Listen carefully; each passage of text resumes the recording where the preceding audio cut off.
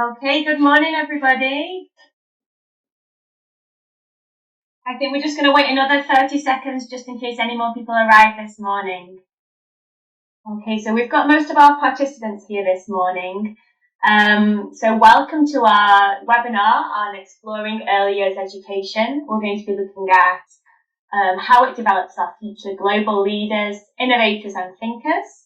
And hopefully this webinar will provide an opportunity to learn about the key elements of early years education and the huge impacts that early years has globally.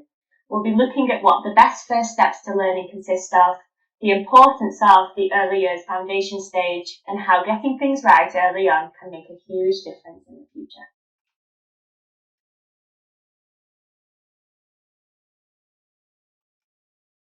Okay, so first of all, I'd like to introduce myself. My name is Sarah Moran, and for the last 10 years, I've been working in the UK and in schools in Spain. When I was working in the UK, I worked in both primary and early years settings. And when I moved to Spain is when I developed my love and passion for early years. I've spent the last 6 years working in the early years foundation stage and key stage 1, falling in love with young children and the way they learn and seeing them grow and develop. Today I've got with me Abby Strain, who's a colleague who's again been in and out of international schools around the world and has experienced in early years education and innovation in the classroom. Abby's going to be supporting me today and helping with the webinar. Hello, pleased to meet you. Glad that you're here to learn all about how important early years education is. Okay, so first and foremost, we are teachers, we are educators. So we start our lessons, our webinars with some rules. We would like to ask you to have your video off, your audio off, and if you have any messages, if we could hold them off on the chat for now, we are going to be introducing you or sharing with you a Padlet link later on where you can share your ideas and questions. And please, please, please, as we say to the children, let us know if you need any help. We are here to help. Today is about learning, and Abby's just reminded me that please raise your hand through Zoom if you need any help.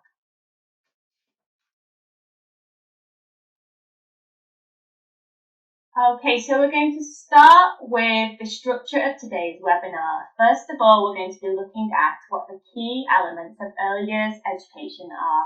We're going to be looking at what these elements are and why they are so important. We're then going to move on to the best practices in the early years foundation stage, looking at what the best first steps to learning consist of and how young children learn and develop best. We're going to move on to the global and future impact, sharing the importance of early years foundation stage and how getting things right early on can make a humongous difference in the future. So we're going to begin by looking at why early childhood education is so important. We're going to begin by looking at why learning early, who learns and what they learn. And I have also added to this webinar lots of pictures of children in our schools showing fantastic learning. So, what I want you to do is I want you to have a look at this slide. We've got 2 children in our reception classes, 2 girls, and I want you to have a look at what they're learning. Okay, so what do we think these children are learning? We've got them here. They've got large paper on the floor and they are looking at number bonds. I've got a link on this slide, and Abby's going to add a link to the chat. And I want you to share your ideas about what you think these children are learning. So if you could either scan your phone to the QR code on this screen or have a look at the link that Abby has shared in the chat and add some ideas about what you think these children are learning. And that's where we're going to start today. And I'm going to add a 2-minute timer so we don't spend too long on this activity. Thank you.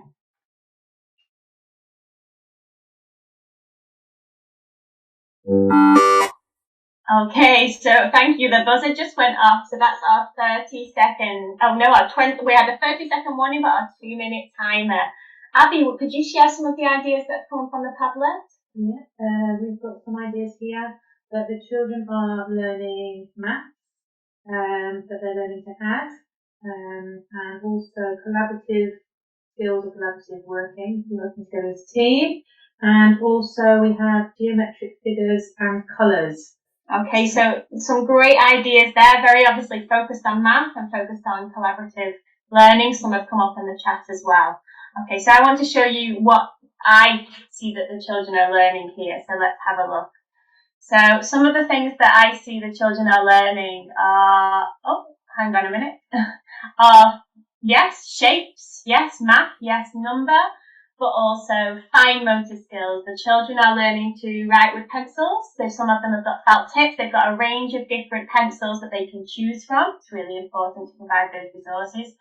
They're learning to use their gross motor skills. The children are having tummy time. The other little girl, Nida, here is on her knees. They've got the board to use, so they'll be physically getting up and down. We've obviously got the social skills that you've commented on, the collaborative working, but also the concentration of, we have to think that there was a classroom of activities going on, and yet there's one of these little girls who's very highly concentrating in her activity. Trial and error. They are, practicing making mistakes. Also, the spatial awareness. They're practicing sharing space. It can be quite hard. Independence. They're working without a teacher here. And it's really great to see, they're also sharing and also reading numbers. They're reading some of the numbers that are on the whiteboard as well. So at first glance, we think that it's maths and cooperative skills, but actually when we look a little deeper, we can see how much more is going on in our early years settings. Okay. Now, for me, in early years, the perfect tagline for early childhood education is the sooner the better. When children are young, every experience and encounter presents a learning opportunity. The brain grows most during the child's first 3 years of life, which means they absorb everything around them, from the words they hear to copying and adopting different behaviours. Parents often wonder why children need to be enrolled in early years. Surely that we can teach them the numbers and the cooperative skills and the shapes at home. But actually, there's so much research that shows that children need a great amount of mental stimulation from the ages of 2 to 5, and the earlier setting is the best place for this to happen. As you've just seen in the pictures, what we think at first glance are a few objectives being covered. Actually, there's a wealth of opportunities for learning. Okay, so we're going to look at why. What are the key factors to this early years education? So first of all, that one of the key advantages is social behaviour. It's so important for children to be introduced to other children to improve their social skills and enable them to find stability through friendship groups. Early years education allows children to acquire vital skills, allowing them to listen to others and share ideas. We've all had conversations with young children, and I think we've probably all been surprised at how intelligent they are or the funny things they say. Imagine what happens when these young children are mixing together, the ideas that they share, the conversations that they have. One of my favourite things to do is walk around an early years classroom and listen to the conversations that children have. Maybe the teachers asked them to talk about numbers, and maybe they're talking about that their aunt has recently had a baby, or that they went to the shop and bought sweeties, but their language skills are constantly being developed and they're constantly challenging each other to get better. Children make friends, they learn to share, cooperate and become accountable for their actions, all within a safe environment. For me, it's really interesting to see the children develop at different rates.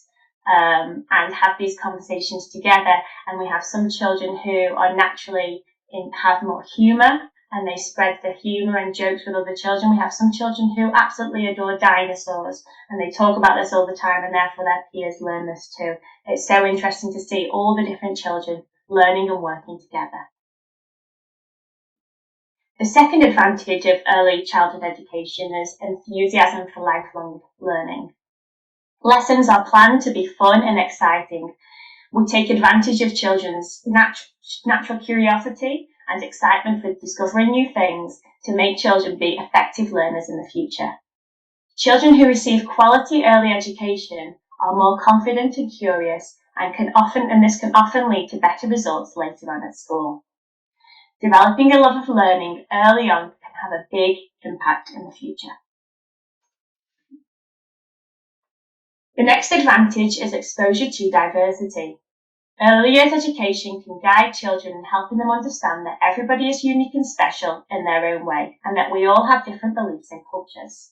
We teach children to value differences and that diversity is crucial in the world around us. Early years education can act as a guide to make sure that children accept and appreciate everybody's differences. Children who are exposed to other cultures from an early age are much more aware of the world around them. And it's so beautiful to see children talking, especially at times like Christmas or during the summer break, about what different things they're going to be celebrating and going to be doing, and seeing how interesting and accepting they are of other children. The next advantage of early childhood education is improved language. Early years can help children become better communicators at an early age.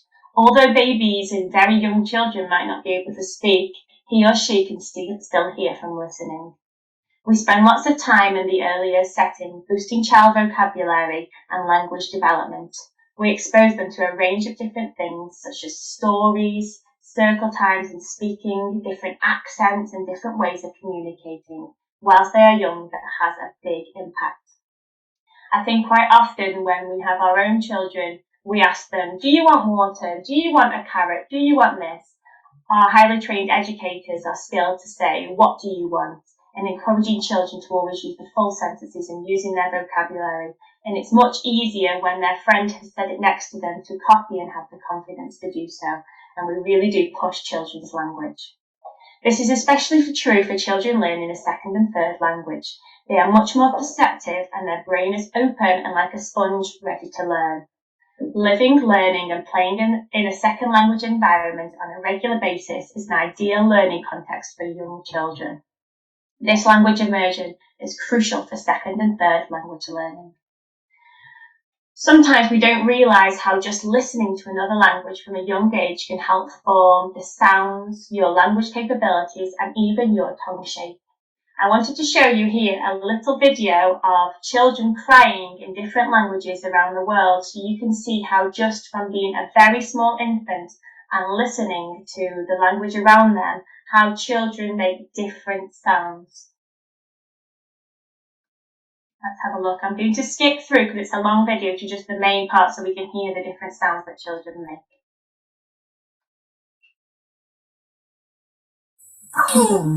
This is an English-speaking baby. Eddie.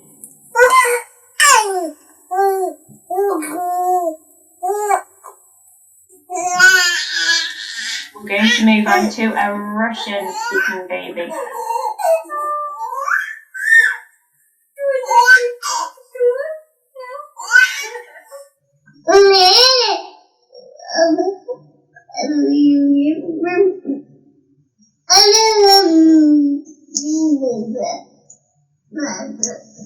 Okay, an Arabian-speaking baby.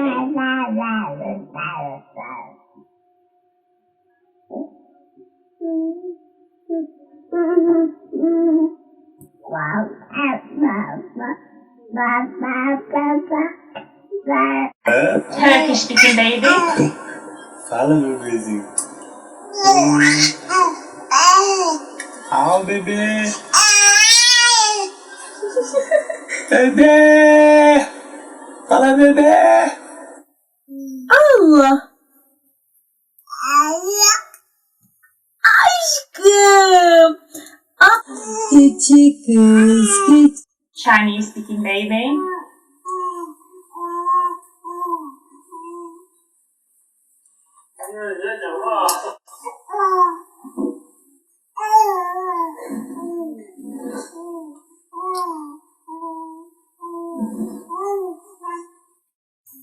And a trilingual baby, Russian, Spanish and English.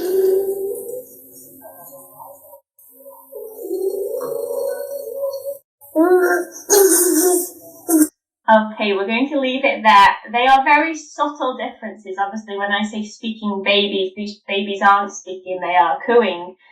But, you know, if we listen carefully, and I will share this link later on, it's so interesting to see the different sounds that children make.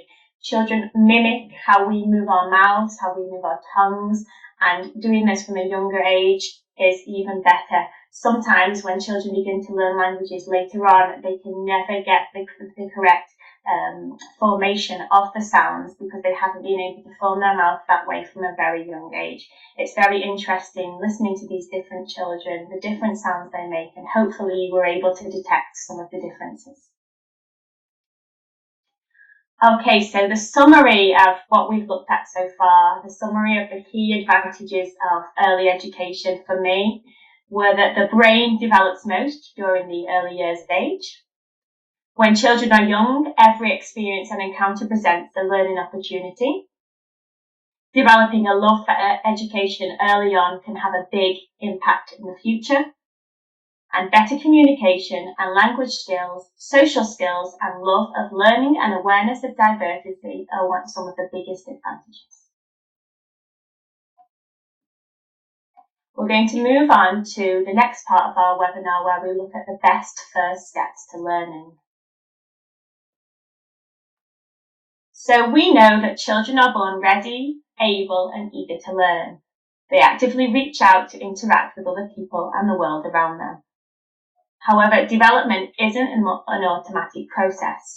It depends on each unique child having opportunities to interact with positive relationships and engaging environments. We are going to focus on 3 areas this morning: the unique child, enabling environments, and positive relationships. So let's begin by looking at the unique child. Educators pay close attention to the child's unique talents and develop personalised, hands-on learning activities that spark natural curiosity. We know that babies and young children mature in every area of development at their own pace and in their own individual ways. In our 2-year-old class, we have 2-year-olds who are wearing nappies but joke. And for example, there's a 2-year-old in my setting who called me Mom one day by accident 3 months ago, and she found it very funny when I corrected her and said, "No, my name's Sarah." Every time I go into the classroom, this 2-year-old calls me Mom and then laughs because she thinks it's funny. It's an ongoing joke. Yet this 2-year-old is still in nappies and dummies, but she has developed more in her sense of humour and not maybe in other things. We have another child in the class who hasn't developed the humour, but isn't wearing nappies and is running around the classroom and doesn't have dummies. And it's so true. Children develop at their own rates and at their own times. And what we have to do is we have to nurture every child in their own way and help them develop further, but also at their own pace. For us, health and well-being is an integral part of children's emotional, mental and social, environmental and spiritual health. In early years, we often refer to Maslow's hierarchy of needs. We believe that children cannot learn until their basic needs are met. So if you look at this triangle, you can see that the foundation at the bottom are their psychological needs, which are basic things like food, shelter, which most of our children have. We then move on to the safety needs, personal security, resources, health, so that children feel safe. We then move on to love and belonging. We want children to feel loved. We want children to have friends, a sense of intimacy, family, and connections with friends and grown-ups. We also want them to be confident. Esteem is our next one. We want children to be confident, to try new things. And at the top of the triangle, we have self-actualization, the desire to become the most that one can be, the desire to achieve our dreams, which is when we feel the children are ready for learning. So we spend lots of time in early years working on these things.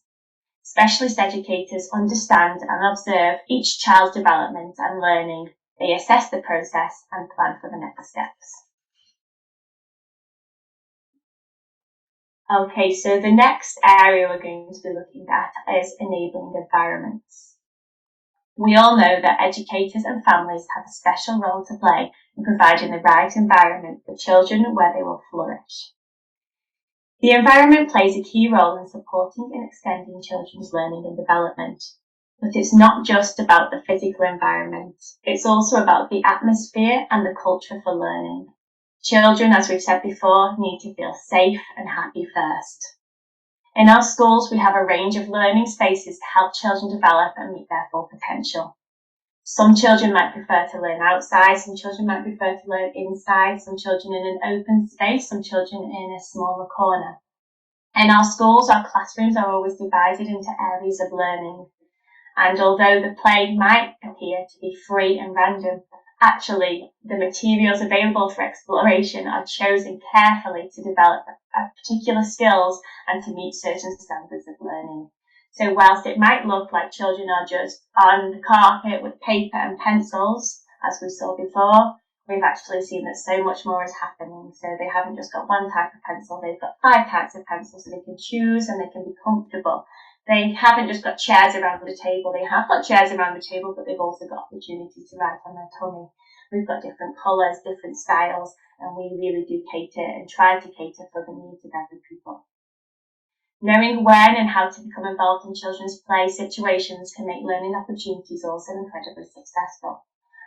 For our teachers, teaching is vocational, and I think for our teachers and all early years educators, and they are highly skilled at what they do. Educational specialists offer support for children, but also encourage them to take risks and explore. And here's a quote by a famous educational psychologist, Lev Vygotsky, who said that in play, a child always behaves beyond his average age above his daily behaviour. In play, it is as though he were a head taller than himself. And this is something that we really do believe. The next area that we are going to be looking at are positive relationships. Children's learning has helped, as we've talked about before, but I'm going to repeat it because I think it's so important, when they feel safe and secure and when their parents and the people in their settings work together to ensure that the child's needs are met. For learning to take place, warm and caring relationships are needed where children are respected and valued and their well-being comes before anything else. In these environments, children feel listened to and therefore thrive socially and emotionally. Relationships are sensitive and responsive to the child's needs, feelings and interests and support their child's efforts and independence. We believe, and I think this quote is true, in working together. It really does take a village to raise a child. Earlier settings work in partnership with families and communication is key. We want to ensure that all children meet their full potential and we need to do this together. And it's not just about parents, but it's about grandparents and siblings and anybody who is involved in raising that child. This is really key to education and something that we really do believe is that schools enroll families, not children. Educators invest in people's futures, provide individual care and support to guide their learning and to aim for the best possible future for each child. The school community should act as an extended family and we work together through mutual support, reinforcement of values, and we talk to each other constantly about our worries and difficulties.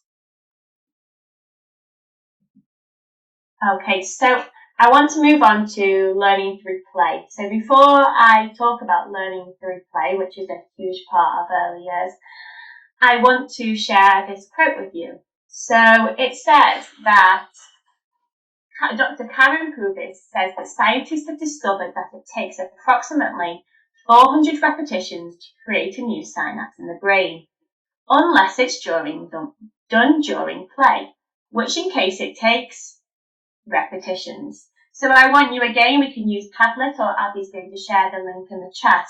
I want you to tell me how many repetitions do you think it takes in play to create a new synapse in the brain? Bearing in mind that normally it's 400, how many would it be during play?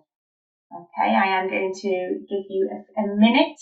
Off you go and let me know what you think. I'd be interested in looking at your ideas.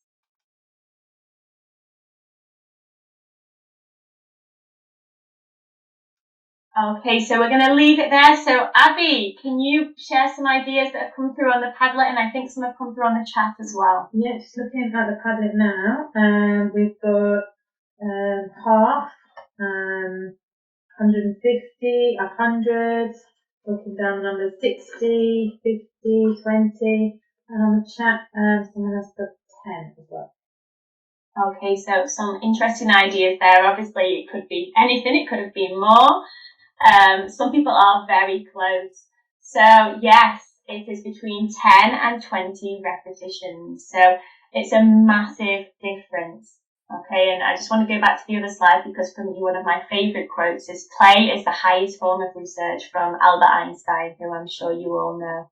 So it's 10 and 20 repetitions. So well done to those of you who put 10 and 20. We'll send you virtual gold stars, as we do with our children, virtual stickers. But hopefully, that's just showing how important play is to learning.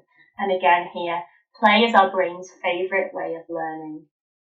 So for us, play and active learning is one of the main ways, well not for us, it is one of the main ways that children learn and develop. We teach children to wonder, to question, to investigate and to replicate. And in this we create learners who are self-motivated and interested in what they do. We look at the unique child, as we mentioned before, and we look at their interests and we follow where their interests go. So if a child is particularly interested in dinosaurs, this is something that we would make available in the classroom. If children were particularly interested in superheroes, the same, or princesses, the same. We really do try and follow each children's individual learning interests. We begin to develop the learner's mindset, which means again that children wonder and ask questions. We teach children that they don't need to worry when their attempts fail, and almost that the word fail doesn't exist. We teach them that when something doesn't work, they need to ponder why and try again. And we don't often talk about being perfect. We talk about trying and not being stressed and just trying to make things better and make things right. But this is part of an experimental process, the process of learning, which we try and make it as fun and engaging as we can for children. We have lots of different types of play. We often see children in the role play area acting as doctors or nurses, which is great for their social and emotional development. We see children playing with sand and water, and actually they are measuring, they're learning when the cup is full, when the cup is empty, how to transfer from one container to another. We see children playing with dough and clay and drawing pictures, and this is expressing their fine and gross motor skills, but also their creativity and imagination. We often see children playing blocks, and they are looking at different shapes and sizes. They are putting things in order and developing logic. And obviously playing sports games or ball games, we see children developing flexibility, coordination and teamwork skills. So a summary of what we have learned so far. So, the unique child. We know children are all unique and they all need to feel safe and happy to learn. The enabling environments. We know that children learn best through play, and play is best for young children's development. And finally, positive relationships. We really do believe in enrolling families and not just pupils. So we've finished our section on the best first steps for learning, and now we're going to move on to future and global impact. We're going to be sharing the importance of the foundation stage and how getting things right early on can make this enormous difference in the future. So, global impact. Everything that a child constantly experiences through their early years molds their view of the world and how they see themselves within the world. As parents and educators, we all have different beliefs and we do things in different ways. But if there is one thing we can all agree on, it is that we want the best for our children, and the root of all the decisions we make is based on wanting the best for our children. We all do things differently and we might not agree with one another, but again, we want all our children to live the best life they can. And the future is in our hands, and it's in the hands of our children. Children are born ready to learn, and as we've said before, they are like sponges that soak up everything around them. However, the things that they can absorb can be part of who they are in the future. The first 5 years of children's life is crucial for development.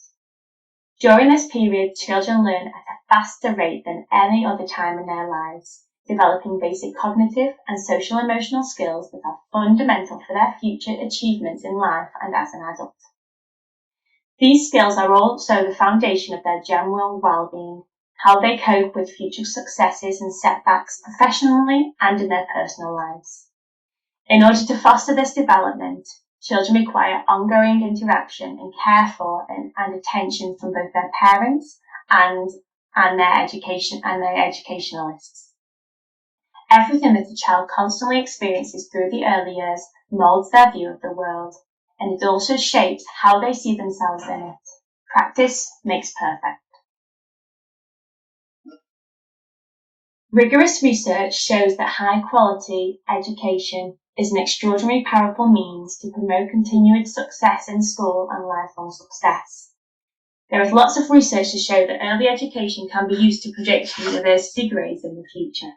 I added a link to a study here that promotes this, and you can read a little bit more about this, but it is really interesting to see how learning from 1 to 5 can have a huge impact on university grades. And again, another quote that I really like from Nelson Mandela: education is the most powerful weapon which you can use to change the world. And that is something that I really do believe. Here is another study that's really interesting to look at from the Every Child Matters organisation, which produced a publication in 2007 from the National Educational Council. And they found that children placed in early years programmes were given greater opportunities to develop a wide range of skills, thus preparing them for additional challenges that were presented in future education. They also found that earlier childhood education can boost children's earning in long-term analysis from 1.5 to 3.5%, which is more than the cost of early years education itself. Early childhood education can also lower involvement in the criminal justice system. Again, it's really interesting how doing things right early on can have this big impact later on in life. And these are just a few studies that show this, but there are lots more out there. The next piece of information I'd like to share is from UNICEF. You all know this, you all know of UNICEF. And they say that in the early years of life, especially the first 1,000 days, offer a critical time in once-in-a-lifetime opportunity to shape children's brain development, and by doing so, influence their present and future health, happiness and ability to learn, and even how much they earn when they reach adulthood. Protection, good nutrition, play, and early learning experiences in the first years of life have lasting benefits on individual lives and their developments in society. And as they say here, invest in learning, we are investing in the future. So for me, the summary of global and future impacts are two things. The first one for me is strong start equals strong advantage. And secondly, a quote from Walt Disney, which is, if you can dream it, you can achieve it. And this is what we want to instill in our children, that they can achieve their dreams and they can do anything that they set their mind to. We've looked at the key elements of education, we've looked at the best first steps to learning, and we've looked at the future and global impact. And here are the main points that I would like you to take away from today. The number one, the earlier the better. The importance of a head start. Hopefully we've shared enough reasons today of why a head start is so important and the advantages. Number two, how early years specialists provide the most stimulating environment for learning. So why it's important to enroll your child in an educational setting and almost share these first years of their life with us who are so passionate about learning. And number three, the huge impact that early education has on our futures. And the world is in our hands and the hands of our children. Thank you very much. We're going to have an opportunity now to share some questions in the chat. And I just wanted to share one more quote, which is from Bill Gates, about saying that the first 5 years has so much to do with how the next 80 can turn out. And this is something that I really do believe. Hopefully you believe that too now. and something that is really, really important. One thing I did want to say is about how it's not about being perfect and walking into a classroom where all the children are sitting with books and working, but early years education is messy. It is giving the children, maybe there are 20 different activities going on at once, but that's okay. And it might not look like it, but the educators in the classroom know what's happening. And we always say to our parents that when a child goes home and their hair is messy and their clothes are messy, that means that they've had a great day learning in early years. So thank you all for listening, and please share any questions in the chat, and Abby will share those with me now and I can answer them. Thank you for your time. Okay, so we've had a question come in about how we've responded to the challenges of COVID. I think the main thing that we've had to do is listen to families and listen to children. So for us in early years, I feel like it's been one of the biggest challenges because, you know, our children do need contact. They do need to be social. And for us, what we've had to do is listen to each unique family. So we've had to provide opportunities for, yes, children to see one another when we were online at home. We've had to provide lots of opportunities to children to move away from technology, bearing in mind that parents have limited resources at home. So we've had to be very, very creative. And I think we've really tested our early years teachers on their knowledge. So we had early years teachers looking at what could be bought from Mercadona in our weekly shop and looking at how this could be used at home. So maybe sending children on a hunt around the house and then coming back and showing the items, but actually spending a lot of time being physical, using vocabulary. When the children have come back to school, we've found that obviously a lot of children have been at home for the last year and a half. So they've had very limited interaction with other children and with other families. So that's been a challenge to us. So we've spent a lot of time this year basically looking at the social and emotional needs of each child and really building that base before we add anything else. And of course, working with families, constant communication. That's key. Do you have any other questions, Abby? I've just got one sent to me here privately. How do we encourage language development in the early years? Okay, so we did cover this briefly before, how about encouraging language development. And it's, as I said before, it's really pushing the children and getting them to speak. So often, you know, we have a school where we have children learning in a second language, and at first they can be quite reluctant, but we use it positive reinforcement all the time. So it's, you know, if a child in the morning says good morning to me coming into school, they get a sticker, and we go from having one child saying good morning to 200 children saying good morning.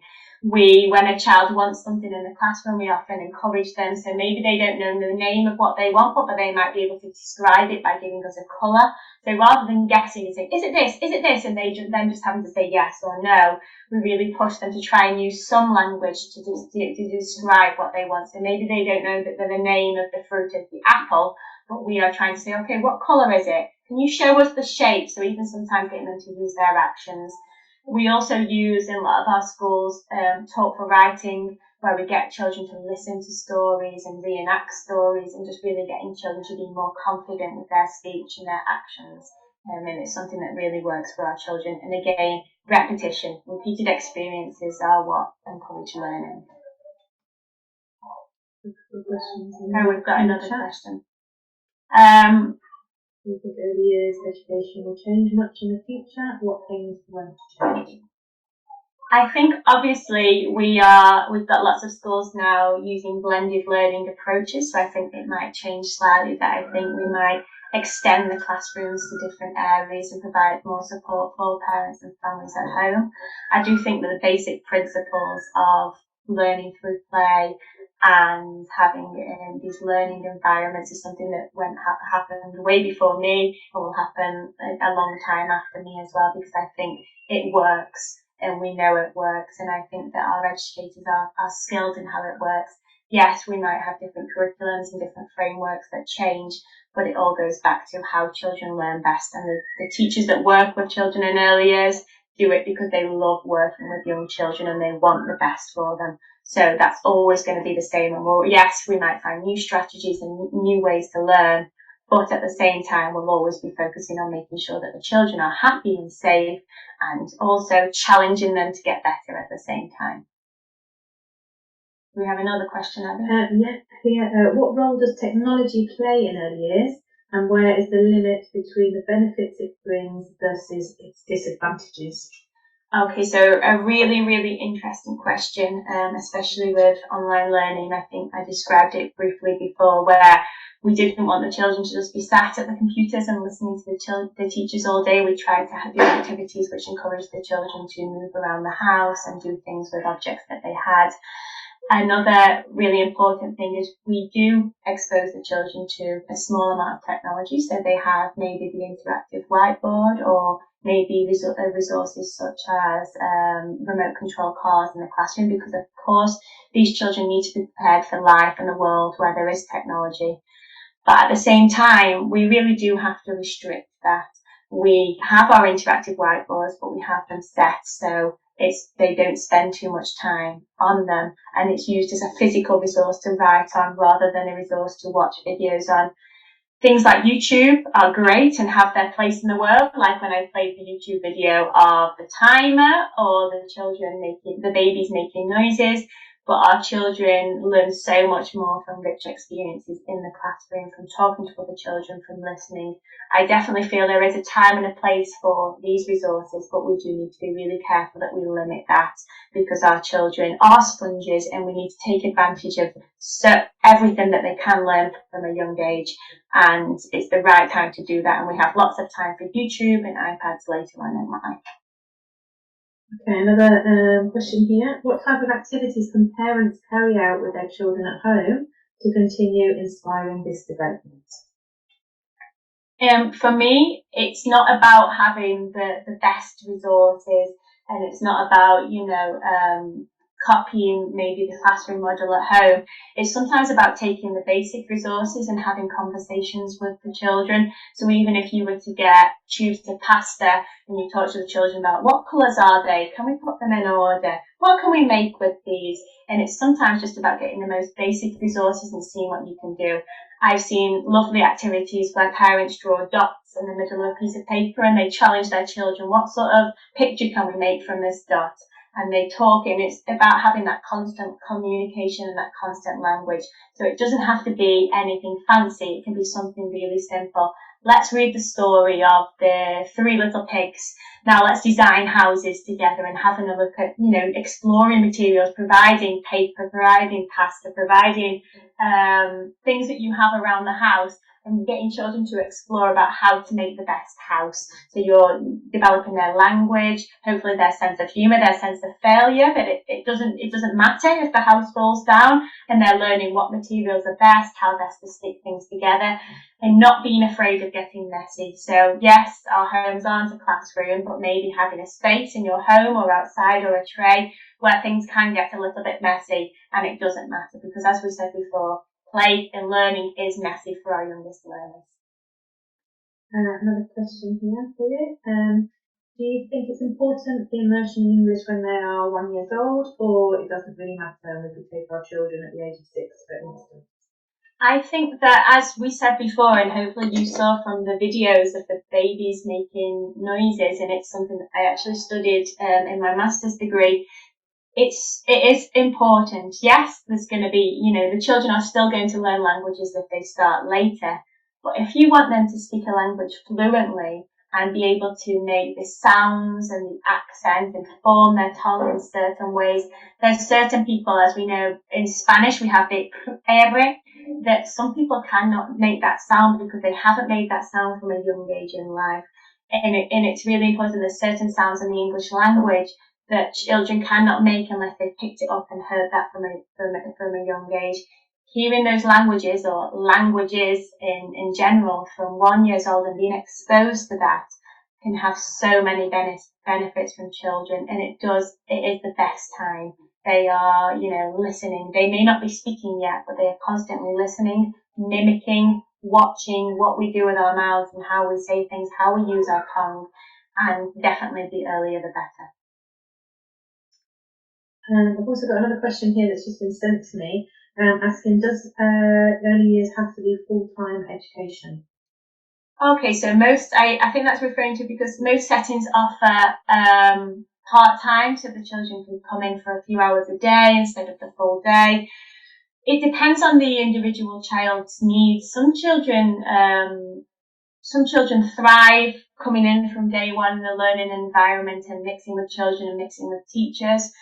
Some children struggle with their adaptation a bit more, and it's why, we don't always have set adaptation. We always talk to families about what works best for them. So it might be a child that needs some more time at home. It might be a child that maybe parents work in the evenings and it's the only time they get to spend with the parents in the afternoon. So we do have to evaluate what's best for each child, because if we say come to school 9 until 5, but then parents maybe work from 6 until 10, but they could have had the opportunity to spend the afternoon with the child, well, of course, it's good for children to build those relationships and essential for them to build those relationships with their parents.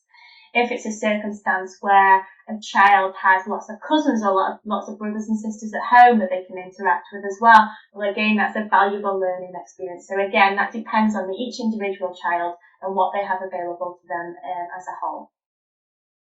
I've just got one more question here. It's been sent. How do we stop children feeling under pressure to learn? I think it's what we've discussed earlier on. It's not the fear of failure. So not saying this is what you need to do because your teacher says or because your friends have done this.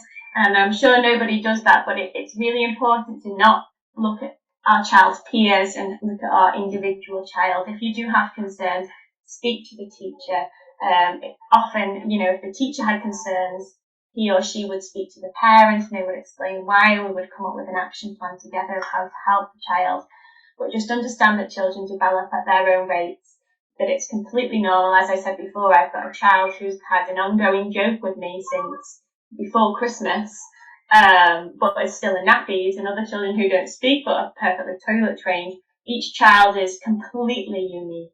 And we just have to, use, as we said before, those positive relationships and enabling environments to make sure that they feel it's okay for them to learn at their own pace and not put pressure on the children and just make them enjoy learning. And that's by making learning fun and, again, letting them take it as they find it. I think that's it for all the questions. That's it for all the questions today. So thank you very much for your time. Thank you for listening. Hopefully you've learned something today or found something that's been interesting to you. And I just want to say a big thank you from me. Thank you to Abby for helping me, and my pleasure. And thank you from Abby, and it's been lovely to meet you all. I'll send some key information through later on. I'll send it to ISP who can share. And if you have any questions, any further questions, you can obviously add them to chat, or I'll add my email. You can send them to me personally. Thank you.